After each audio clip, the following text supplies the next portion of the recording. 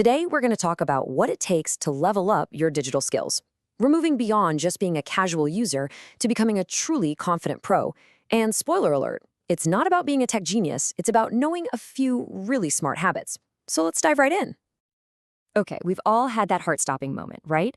You're on a deadline, the computer just completely freezes, or the Wi-Fi icon suddenly has that dreaded exclamation point. It's instant panic. But what if those moments didn't have to be so stressful? What if you knew exactly what to do? Well, that's exactly what this is all about. This isn't about learning to code or becoming an IT expert. Nope. It's about being prepared, being organized, and being smart with the tools you already have. We're going to give you everything you need to feel totally in control. First up, let's talk about something that is absolutely crucial, making sure your work is safe. We're going to set things up so that you never, ever have to experience the horror of losing an important file again. The first tool in our toolkit is cloud storage. You've definitely heard of services like Google Drive or OneDrive or Dropbox. All it means is that instead of your files living in only one place, your computer, they're also saved securely online. And trust me, this is a total game changer. And here's why it's so powerful. First, you can get to your files from anywhere, on any device, your phone, a library computer, anywhere. Second, sharing files with people becomes incredibly simple. No more messy email attachments. But the biggest one, if your computer gets lost, stolen, or just breaks, your files are totally safe.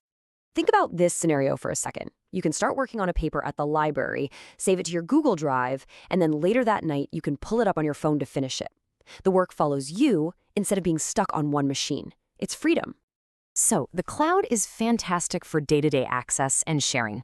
But what if something really catastrophic happens, like a nasty virus that corrupts everything? For that next level of security, we need to talk about backups. And this is a really important distinction. A backup is not the same thing as the file you're currently working on. Think of your files on your computer as being vulnerable. A backup is a separate, safe, second copy that's stored somewhere else entirely, maybe an external hard drive or a specific backup service. It is your digital insurance policy. Just imagine this nightmare's scenario. A virus hits your laptop, and you have to erase everything. If you don't have a backup, that's a catastrophe. But if you do have a backup, it's just an annoyance. You wipe the computer clean, and then you just restore all your important stuff. Problem solved. All right, so your files are now basically invincible. Let's move on to our next pro skill, learning how to solve those annoying little tech problems yourself. It's time to become your own first line of tech support. So, your computer is moving at a snail's pace. Before you get frustrated, just run down this checklist. First, close out any programs you're not actually using. You'd be surprised how much memory they eat up. If that doesn't work, do the classic restart. Seriously, turning it off and on again works wonders, because it clears out all the temporary junk. And last, check your storage. A nearly full hard drive will slow any computer to a crawl. Ugh, the no internet pop-up. We all hate it. But the fix is usually super simple. The very first thing you should always do is just restart your Wi-Fi router. Unplug it, wait 10 seconds, plug it back in. Just like a computer, it needs a little refresh sometimes to clear its head and get a solid connection again. And what if it's just one specific app that's misbehaving? Well, first, just try closing and reopening it. If it's still stuck, go check for updates. Developers release fixes for bugs all the time. And if all else fails, uninstalling and then reinstalling the app almost always works, because it gives you a fresh, clean copy. Okay, for our final section, we're talking organization. A messy digital workspace can be just as chaotic as a messy desk. Let's learn a few simple habits to tame that chaos and make you way more productive.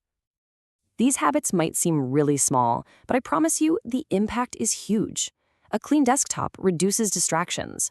Naming your folders clearly, like Biology 101 spring semester instead of new folder 3, means you can find things instantly. And using a calendar for reminders, that frees up your brain power to actually focus on your work instead of just trying to remember what you have to do. And this is where it all pays off in the real world. Life gets complicated, right? You're balancing everything at once. When you use a tool like a calendar to automatically remind you about deadlines and meetings, you're not just being organized, you're being reliable. You are setting yourself up for success. And that really is the main idea here. This whole thing was never about becoming a tech whiz. It's about these simple, powerful habits. It's about being prepared for problems, staying organized, and just being smart about how you work. So now you have the tools. You know how to protect your work, you know how to fix common problems, and you know how to stay organized. You've basically changed your whole relationship with technology. You're not just a passive user anymore, you're in the driver's seat. So I'll just leave you with this question. Now that you are fully in control of your digital world, what are you going to do with it? What amazing project will you start? What goals will you finally tackle? Let me know down in the comments. And hey, if you found this helpful, a like and subscribe would be awesome. Thanks for watching.